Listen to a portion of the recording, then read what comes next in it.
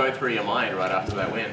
I mean, I did exactly what I wanted to do. You know, I was, with the build-up played out perfect. You know, I talked to my brother the other day, and he told me we need to go out there.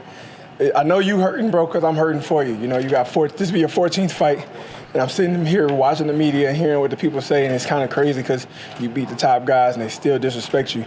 They give you no love, and it hurts because you my little brother. I know how hard you worked your whole life and stuff like this, and the disrespect.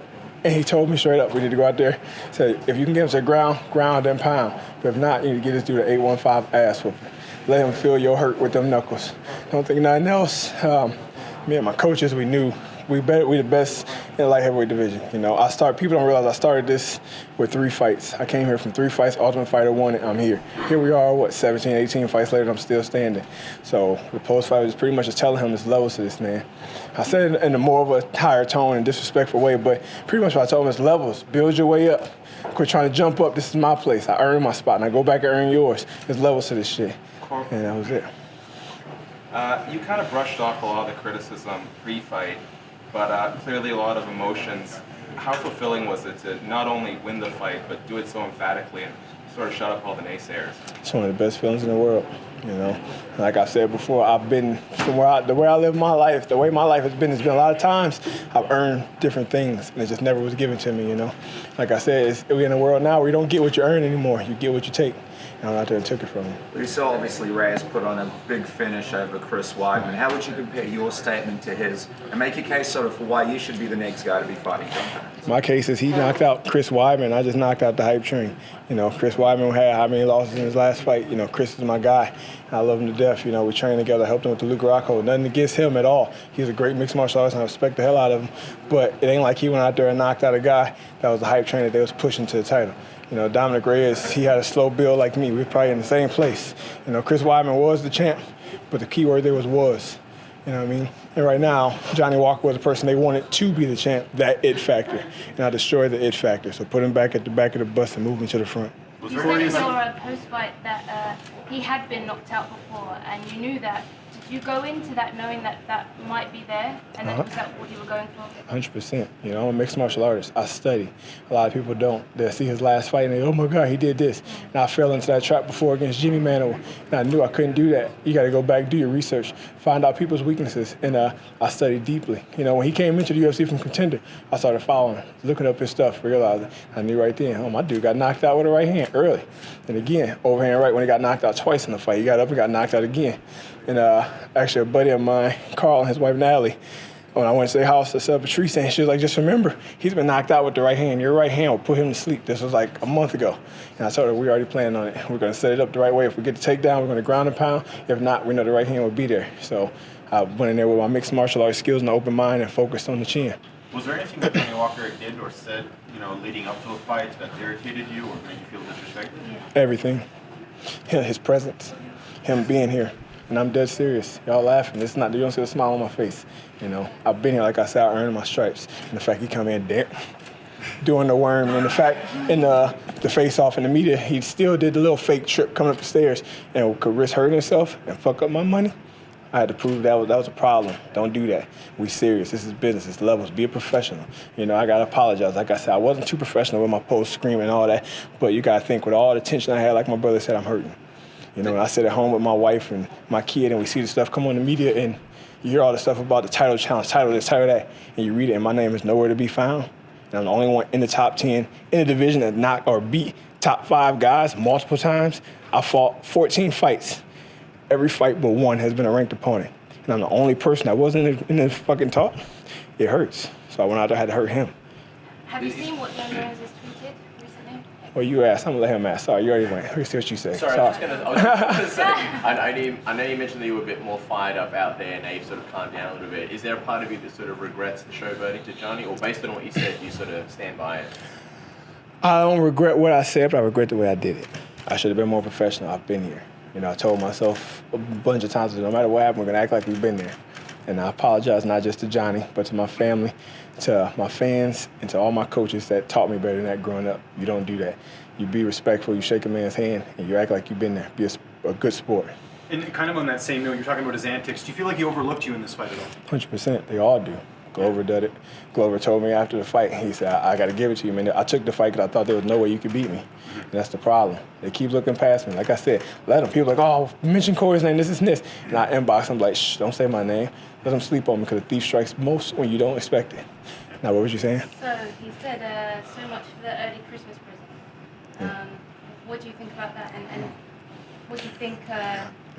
I know what he wanted. He thought he was going to hope he can get a fight in December. I'm pretty sure that's what he means, December 14th. But you had your chance to fight me when I wanted to, so now you're going to wait.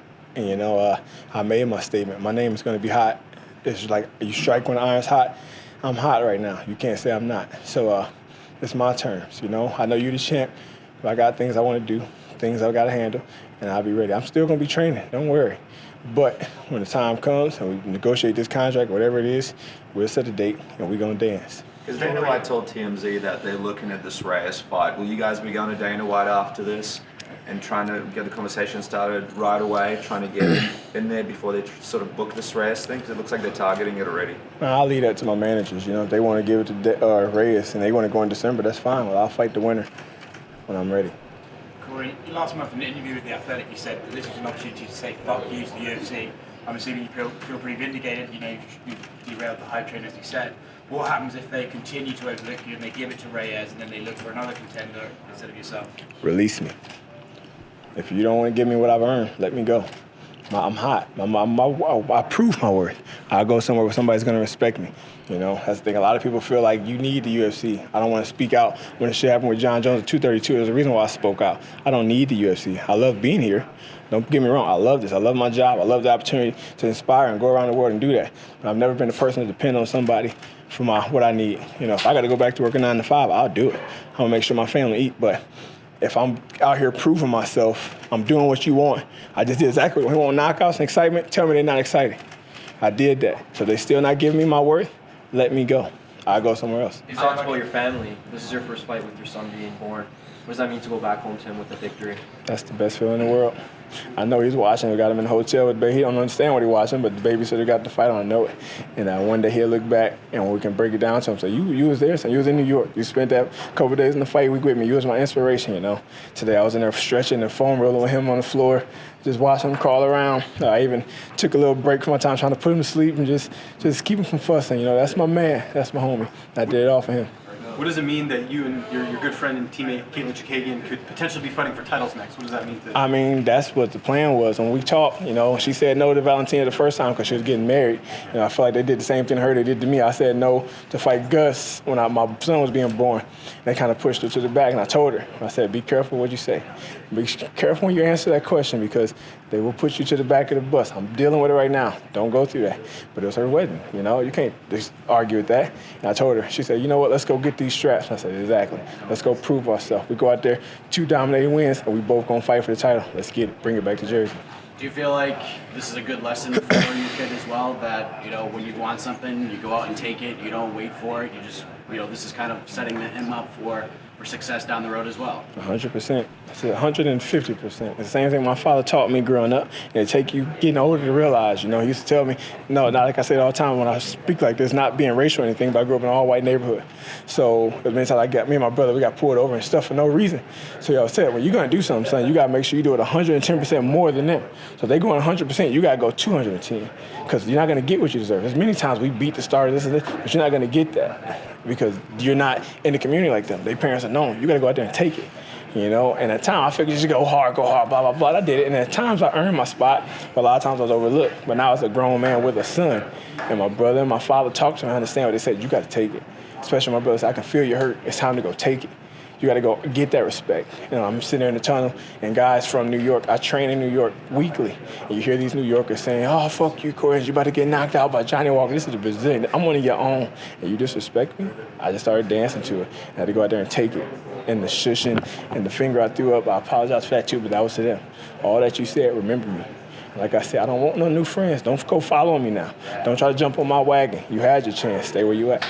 Corey, you've really managed to sort of channel this disrespect into great performances and ability to speak out. In some weird way, was this disrespect towards you a blessing in the sense that it's kind of giving you a chip on your shoulder? 100%. It's what I needed.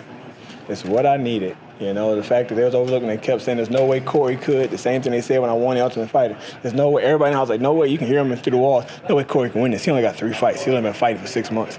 Guess what I did? I went out there and won it. 60-second knockouts in the finals. I need that. It put the dog in me. Like I said, the UFC want a dog. They want excitement. They want something to talk about. Did I give it to them? Are you not entertained? I mean, we saw it, for example, a guy like Chael Sonnen for a long time was very respectful, but then when he started speaking out more, he kind of connected with fans on another level. I know you don't want to be disrespectful, but is this going to be the new Corey Anderson that we see that goes out there every single time? You show off your personality a little bit more. You sort of bring that excitement level to the fights as well. I'm going to try to fight just like I did today, dominant, but I never go to stoop to the level of Chael Sonnen where I'm talking trash on people before the fight. You know, with that being said, F Chael Sonnen. You know, I heard what he said about me, his other thing. No, but I respect him at the same time, but at the same time, what did you do, Chael? You got there, but you didn't do shit. You know what I mean? He going to say something to me. Who gets up and stop what they're doing and go watch the TV, see Corey Anderson fight? Well, Chael, I bet you they watching now.